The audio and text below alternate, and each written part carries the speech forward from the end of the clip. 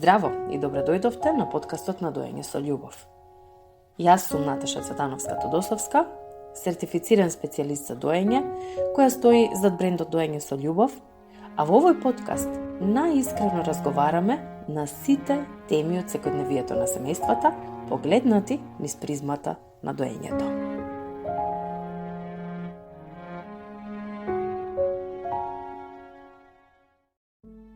Во денешната епизода малку повеќе ќе зборуваме за темата штрајк во доењето или исто така наречена доенечка криза. Зошто криза? Зошто од каде овој штрајк доаѓа?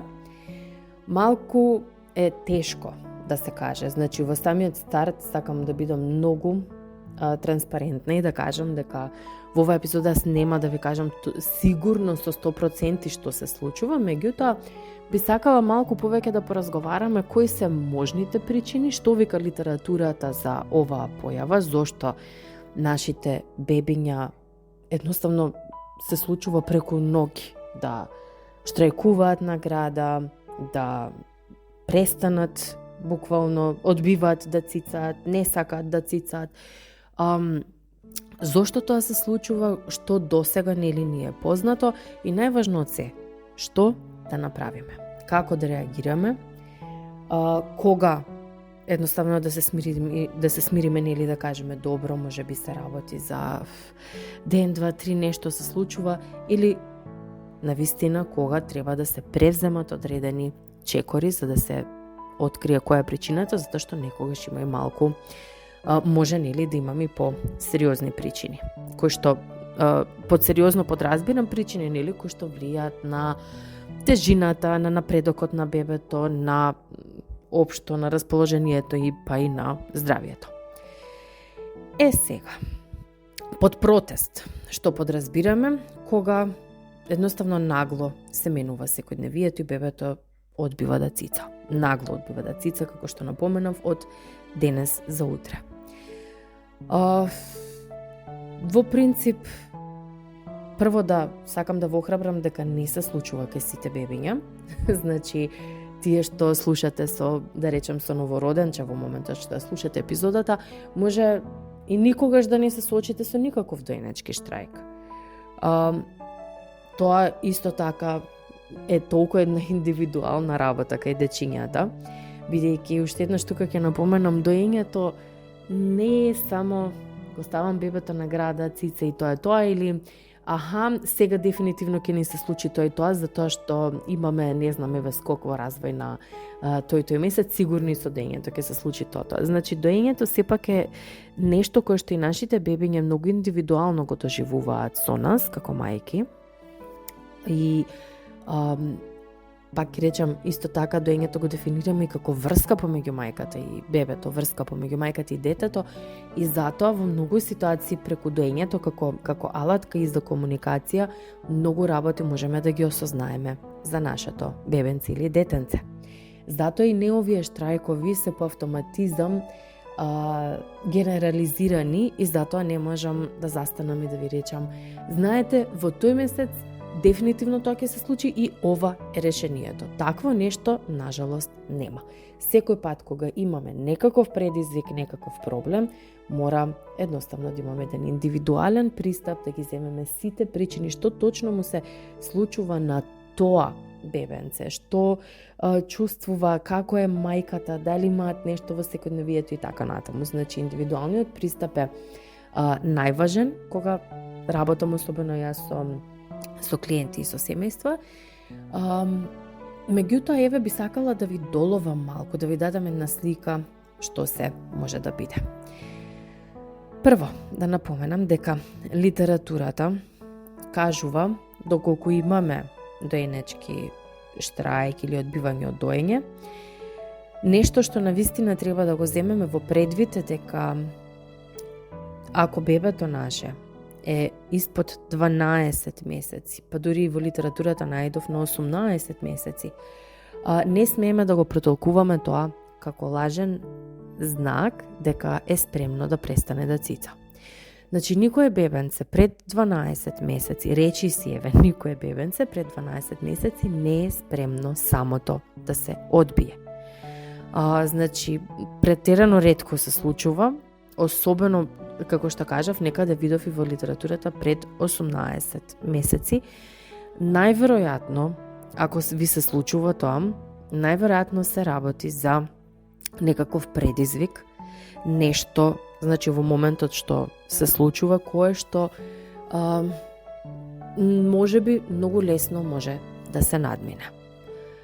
Би почнала јас од фаза на новороденче, и би сакала да ги опфатам сите моменти кога бебињата знаат да се бунат на града, т.е. сите можни причини. Во фаза на новороденче обично не очекуваме да имаме некаков проблем. Кога викам фаза новороденче, тоа е новородено бебенце некаде дока па да кажеме 2-3 месеци. Во тој период ретко очекуваме да има таков штрајк, затоа што обично тој период кога бебињата многу цицаат, особено првите 40 дена сакаат да се нон-стоп на граде и имате чувство дека се што правите тоа само, значи градите надвор и бебето цица. Тоа е релативно очекувано нешто, бидејќи во тој период имам изборувано дека баш се воспоставува лактацијата, бебето си ја прави нарачката и се случуваат и одредени хормонални промени кај мајката и, да речам, прилагодување. Заради тоа, препораките се да се одговори на сите барања на бебето, што ги има без разлика колку се чести. Штрајкови тука како штрајкови не очекуваме обично. Може да се случи бебето да се буни на града, да плаче, некогаш да се трга. Сега тука, пак ја кажам, има малку подлабоки причини, кои што не можам одма да ви кажам ова или ова, меѓутоа еве што сум среќавала јас во мојата работа. Една од почестите, да кажам, причини е кога на бебенцето млазот што излегува на млеко, особено кога имаме рефлекс на испуштање на млекото од жлезденото ткиво на мајката, едноставно да е малку по-интензивен. Меѓутоа тоа се забележува. Бебето, пример, само се случува обично на почетокот на подојот, кога ќе дојде рефлексот, само што ќе дојде рефлексот, бебето знае да го разбие вакуумот, да пушти градата, да се тргне, и обично ќе забележите дека или навистина прска во тој момент, или ако се стиснете, исто така многу силно излегува млекото. Мислам, силно. За бебенцето е тоа силно, нам иако може не ни изгледа дека е многу интензивно, за бебенцето може да биде. Тоа е една причина која што може да игра улога ако имаме малку бунење и плачење на града. Меѓутоа може, например, да биде и сосема обратната причина. Млазот е навистина намален, особено ако имаме, да кажем, и тука и историја каде што мајката не дои на барање на бебето, гледа на часовникот и така натаму, градите не биле стимулирани, па пример да лактацијата да не е доволно развиена, тука најчесто имаме и дохранување и тогаш, пример, бебето да почне да штрајкува на града заради тоа што млазот се намалува. Или млазот не е доволно силен, или бебето, пример, ако особено сме дале шишенце, тоа во претходната епизода многу убаво го објаснувам, каде што се навикнува на еден константен доток на млеко и од градата сите знаеме дека сето тоа не оди баш така како од шише, и на првото намалување, да кажам, на рефлексот, протокот се намалува и бебето почнува да се буни и да плачи, да пушта градата, па сака да цица, фаќа затоа што е гладно, ама ја пушта градата затоа што млазот е помал, нема трпение.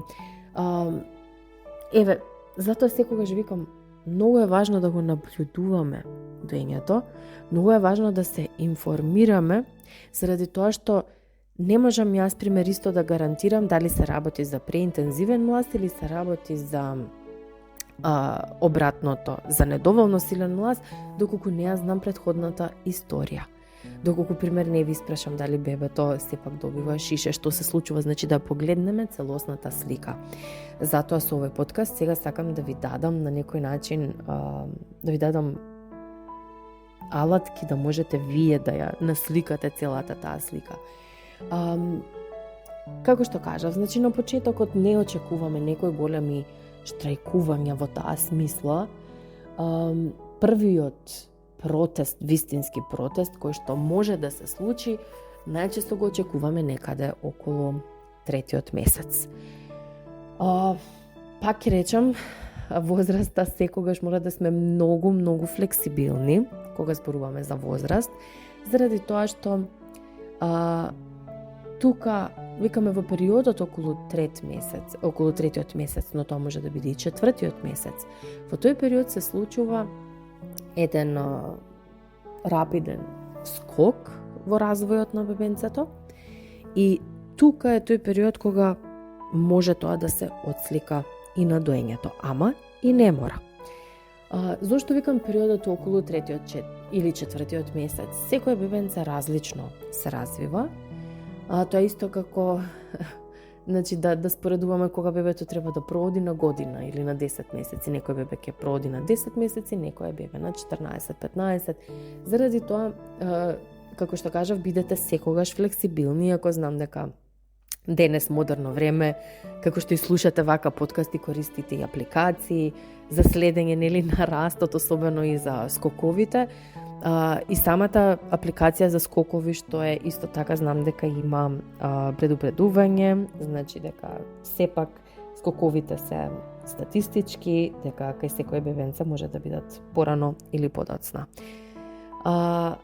Како што напоменав, 3-тиот, 4-тиот месец, тука некаде, од прилика ни се случува еден навистина голем скок и тоа ќе го забележите, значи настрана доењето. Доењето е само да кажем еден симптом на сето тоа што се случува.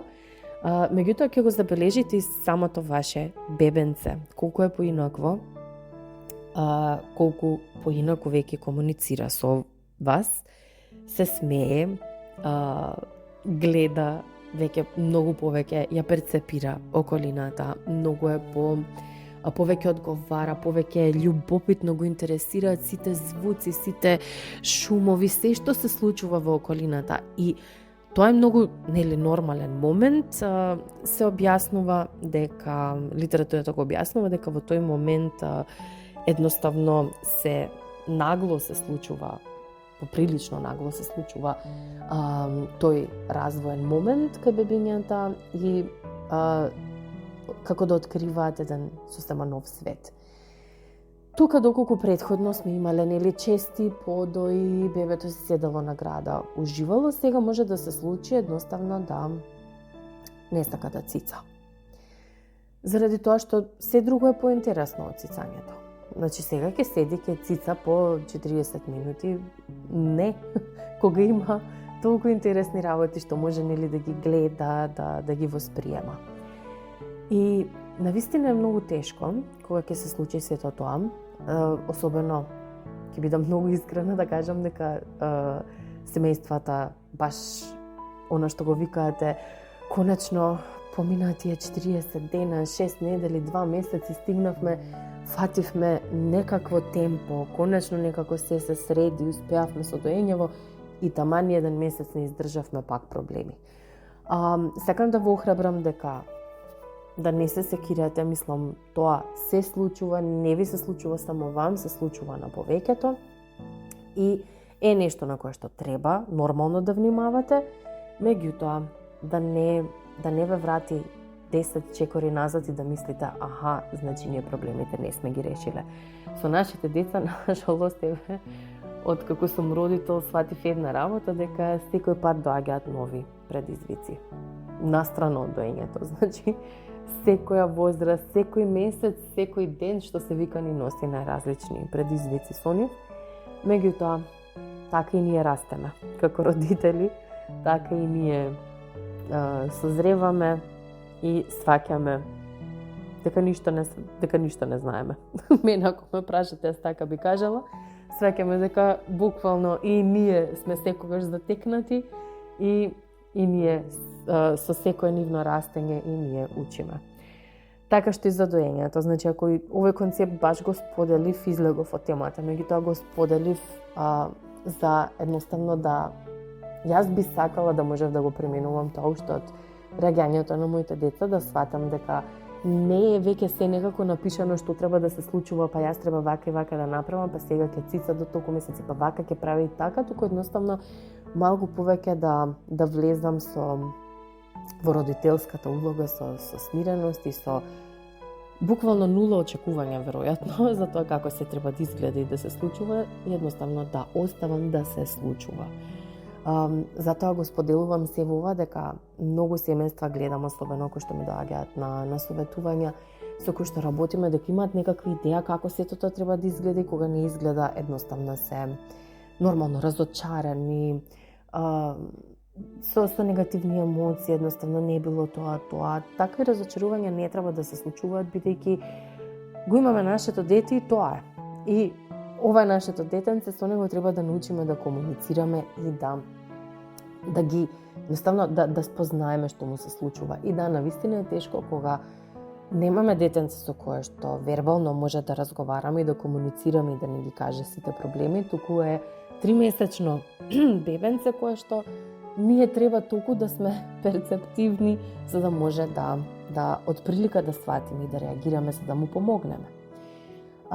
Во овие ситуации, околу тој 3-4 месец, што би сакала да напоменам што е важно? Секогаш треба да гледаме што точно се случува, во кое време нашето бебенце одбива да цица, дали е тоа преку целиот ден, дали се случува и во ноќта, бидејќи ако е скокот во прашање, сакам да ви кажам, издржете, трае некогаш 2-3 недели, меѓутоа после тоа како што дошол најчесто преку ноќ, така и заминува тој тежок период.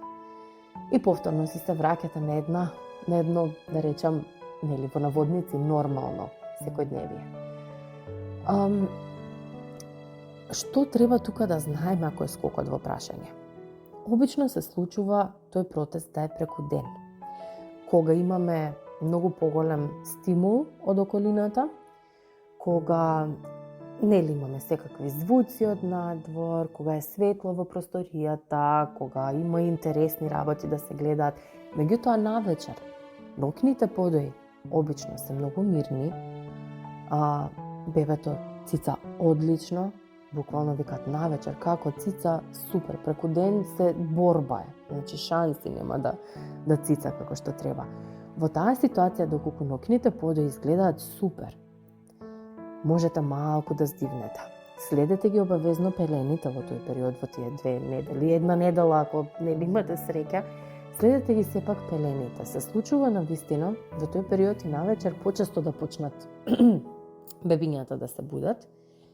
Зошто? Затоа што едноставно навечер си надокнадуваат. Кога им е мирно, кога им е тивко, кога им се спие, ќе си се најадат, ќе си се нацицаат и знаат да си надокнадат за сите пропуштени, што викаме, оброци во наводници во текот нели на денот. Затоа е многу важно да внимаваме и со ноќните подои, значи да ги овозможиме во тој период ноќните подои, токму од таа причина. И знам дека е првиот момент, знам дека е навистина тешко сето тоа и многу семејства тука се плашат. Бебето одбива да цица преку ден, станува навечер многу често и секогаш прашањето е дали мајката има доволно млеко. И знам дека тука секогаш не фаќа паника. Што се случува со моето млеко, нешто со мене сигурно не е во ред и така натаму. Меѓутоа, во овој скок може да се случи токму обратното. Бебето да сака толку често да цица преку ден, што мајката наеднаш исто се плаши, леле, сега бара да цица на секој саат и пол, а претходно, пример, цицало нормално на 2-2,5 саати. Моето млеко веќе не е доволно, штом толку често сака да цица.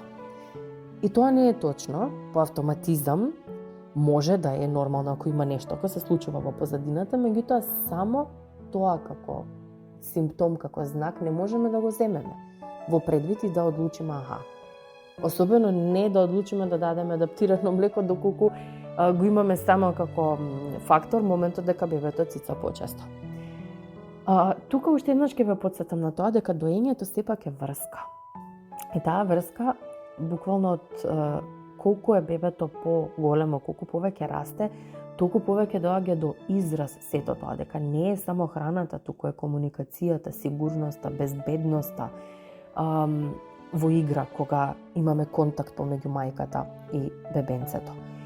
Можеби баш тоа што кажавме, восприемање на светот, сите работи, сите викаме тоа шаренило, звуци, можеби за некои бебиња да бидат едноставно премногу во еден даден момент, можеби се преголем стимул од околината и можеби навистина бараат безбедност да ја почувствуваат мајката, малку да се подсмират, затоа што сите тие сепак се на некој начин сензорни дразби и сите ние различно реагираме во дадени моменти.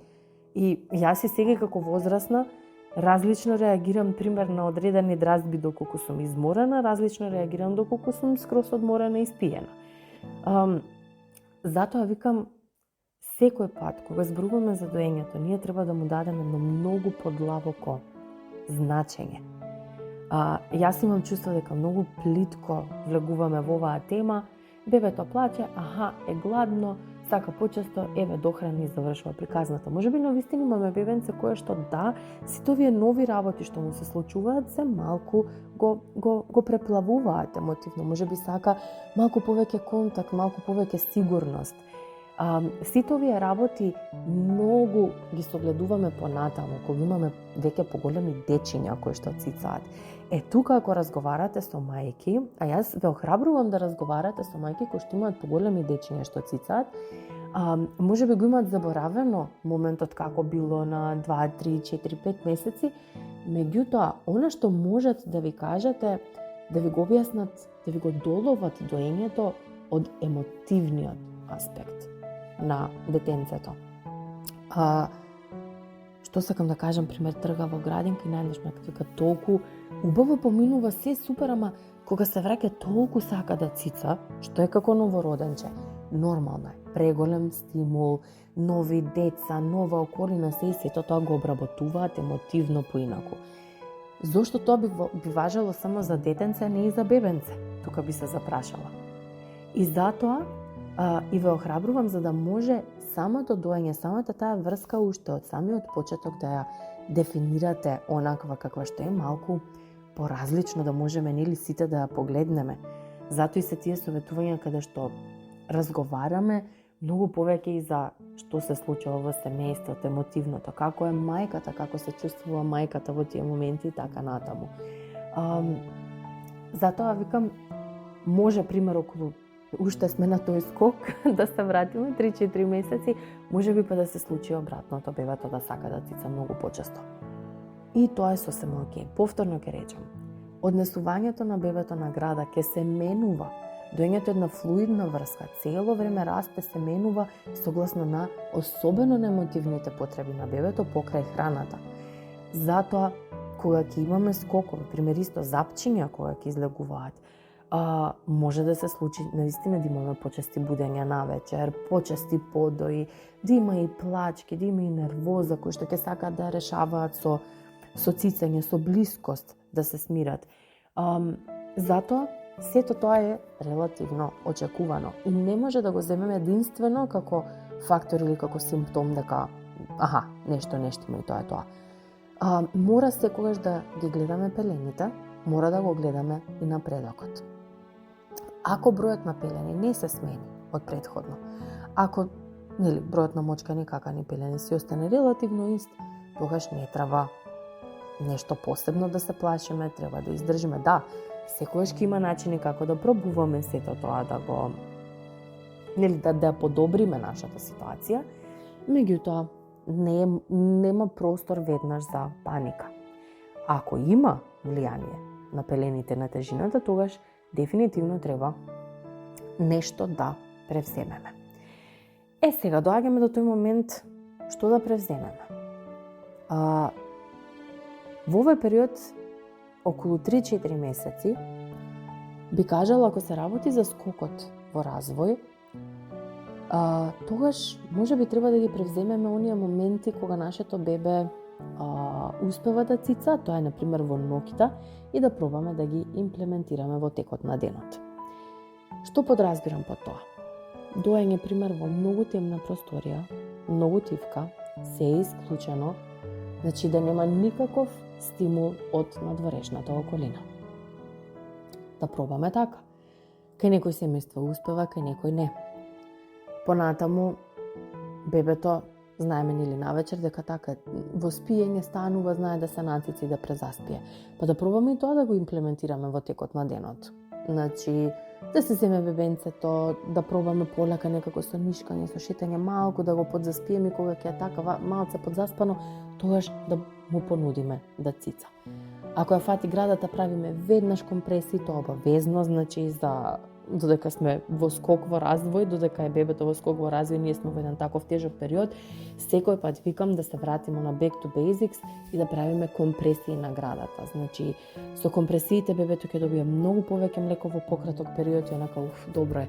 Иако имало трпение само за 2-3 минути на града, осигуруваме дека бебето добива повеќе млеко, а ние ја празниме градата и исто така и се заштитуваме пак од тоа да остане повеќе млеко, да ни се стврднат градите и така натаму.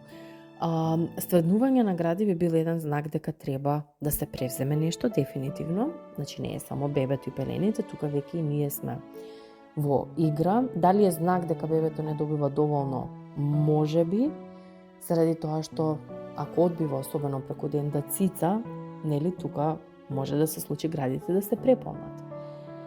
Би препорачала да се измолзи, ако имаме тензија, болка, значи обавезно да се измолзат градите ако бебето не сака да ги прифати, и ако попожелно е да пробаме да го подзаспиеме, па тогаш да му подметнеме града.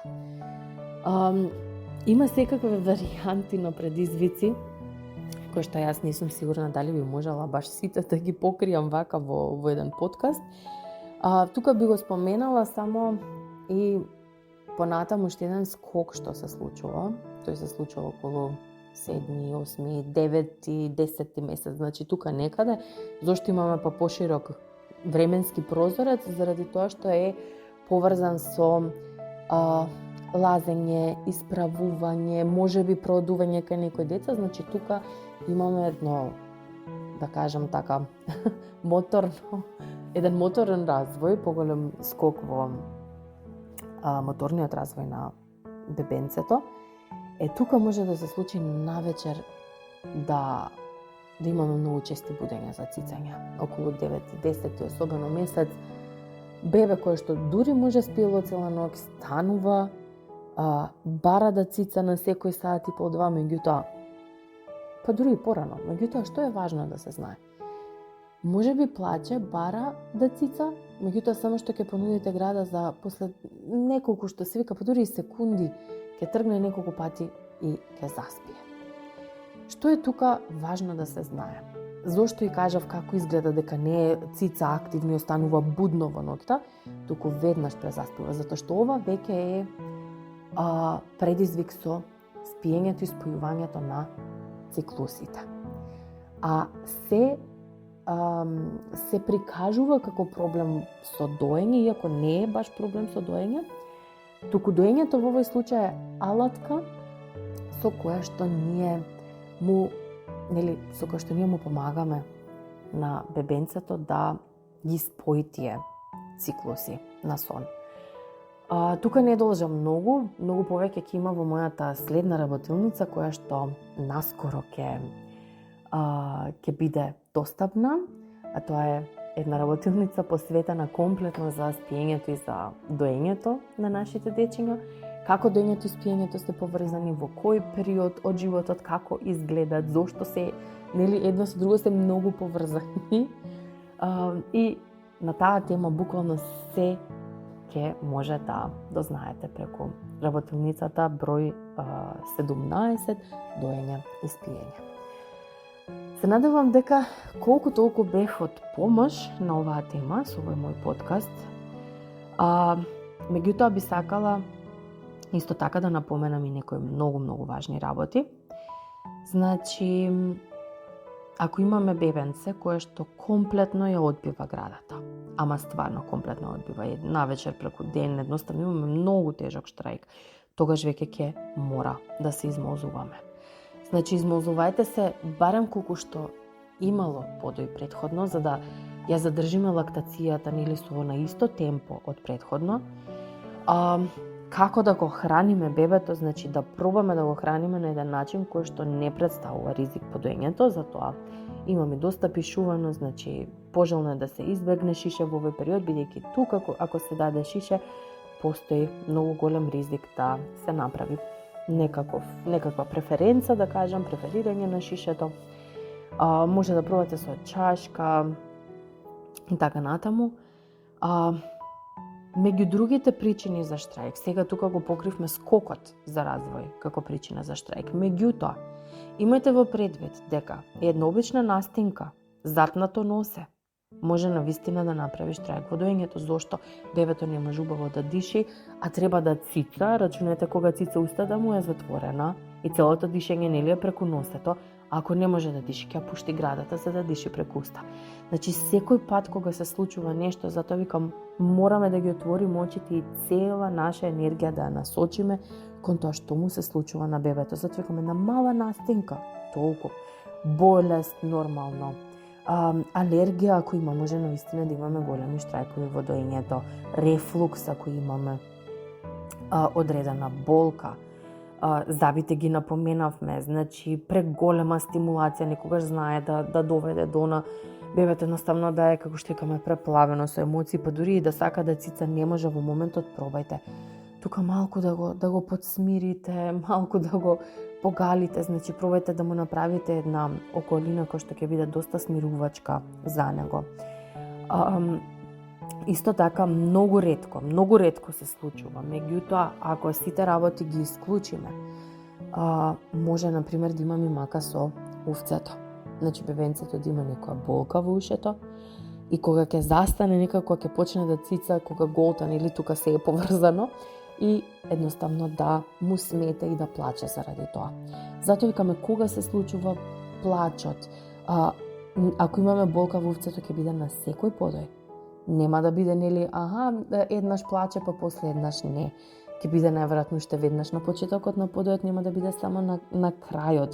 И само ова се пак речам, опишувам некои хипотетички ситуации, малку може да и подруго во реалноста. Меѓутоа, исто така како причина би ја навела, еве, драстична промена во секојдневие, или бебето почнува да каса, вие по-лошо ќе изреагирате, по-бурно ќе изреагирате и најнаш почнува да плачи после штрајкува затоа што се плаши дека сте му лути и така натаму. Може да се случи ако нагло воведиме доста големи количини на немлечна дохрана и едноставно бебето се трга од града затоа што е пресито да штрајкува, да не сака. Некогаш може да се случи заради бременност на мајката, особено ако мајката не знае дека е бремена, и едноставно млекото станува колострум во текот на бременоста, тоа е нормална појава и се намалува во количина. И ако имаме некој поголемо бебенци или веќе детенци, најнаш почнува да штрајкува заради тоа што не е навикнато на тоа дека се намалила количината, тоа едноставно се случува хормонски. Затоа треба навистина многу да се внимава. Ги прашав мајките што ви помогнало во овие моменти. Па од сите пораки кои што ми стигна, кои што не беа во коментари пишани, туку пораки ми пишавте, веројатно затоа што и подолги, издвоив неколку работи кои што би сакала да ги напоменам.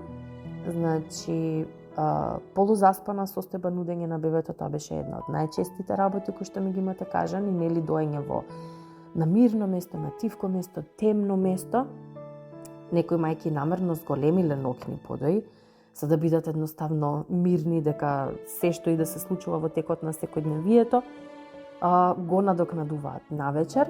Со тоа што тука потенцирам многу важна работа, значи бебето преку денот во тој скок одбива да цица, меѓутоа не плаче, не е, значи, под стрес. Туку го гледате весело, се смее, се игра, ама ќе фати, ќе цицне минута, ќе пушти толку. Значи, тоа е, да речам, така покарактеристично за скокот, што е важно да се напомене.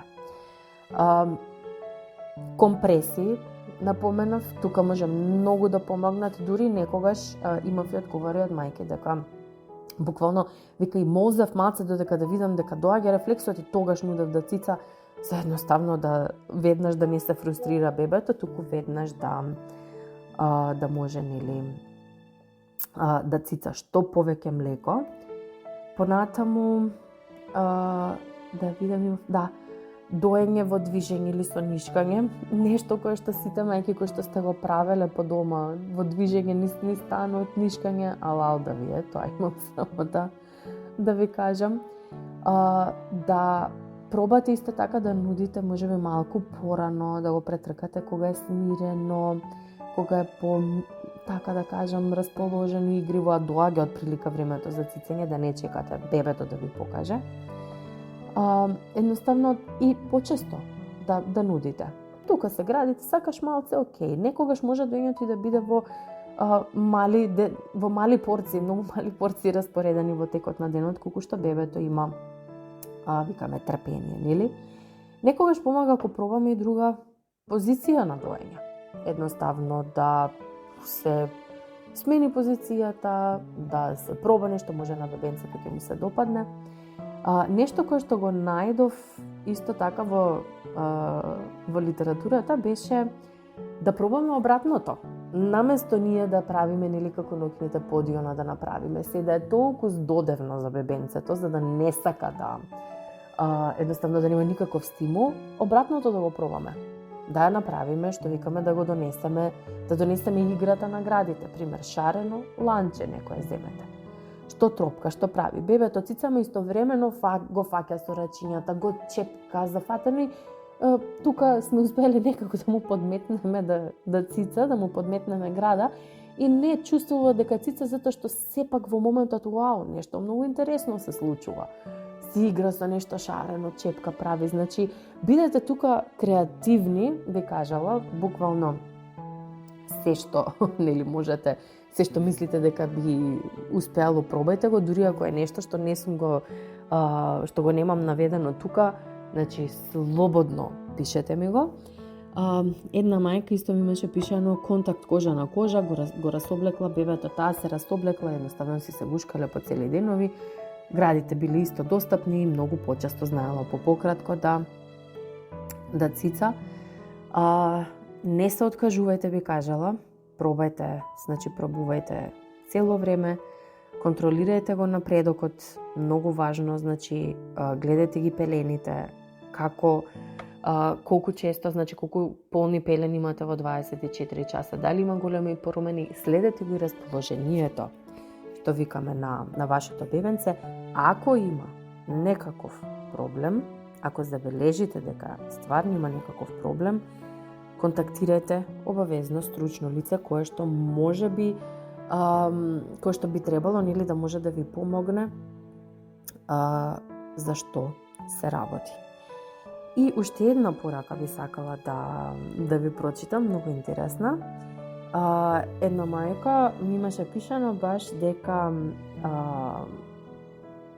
за едно бебенце, вика, фаќа 3-месечно бебенце, ја пушта градето додека цица и ја гледа во очи и се смее. Значи цица бебето се интервали, ама не она да фати да се нацици и да пушти. Фати, пушти, фати, пушти. Се случува доста често, исто, и едноставно е повеќе како дистракција. Мајката ми имаше пишано, вика, јас ќе го споделам моето искуство, и ми има пишано дека на таа возраст развоне се поклопува бебето да покажува интерес кон други форми и највпечатливи му се кружните форми. Затоа и укапирав зошто ме гледа бебето во очите и се дефокусира. Оти очите се кружна форма, најизразени на нашето лице, сјаат и плушто мрдаме, трепкаме, дека се одлична нова работа да го одвлечат вниманието. И мајката што правела, кога бебето ќе погледнало, ги затворила очите и имала многу смирено лице како да спие. И бебето продолжувало да цица без да се дефокусира. Ова е исто така многу интересна работа, упали кај ова семејство, може да пробате и вие. Значи, најнаши мајката прави фаца, дека е смирено, дека ништо не се случува, спи, бебето исто така се смирува. Размислував јас на темава, може би едноставно и да е рефлексија. Нашите деца многу често, значи, функционираат на база на рефлексија. Ние се смееме, тие ќе се насмеат, ние ќе сме тажни, тие ќе се растажат. Значи, пробајте исто така, а и не само преку погледот, туку и емоциите знаат. Мислам дека сите мајки кои што имале мало бебе знаателе и имаат кажано колку јас бев нервозна, козина тогаш многу повеќе плачеше. Обично е така, значи ги канализираат и нашите емоции и буквално како гледало, после тоа викам како еден рефлексивен пристап на изразување имаат. Затоа пробајте и вие во тие моменти да сте смирени, како што кажав, ако навистина сметате дека имате проблем, тогаш да се побара, стручна помош. Тука ќе застанам, ве поздравувам и се надевам дека научивме многу повеќе. Заедно, јас сакам да учам со вас, па ве охрабрувам да ми пишете обавезно пораки, мејл, да ми ги споделите вашите искуства со надеж дека би биле од помош за некое друго семејство. Ви благодарам и се слушаме во следната епизода.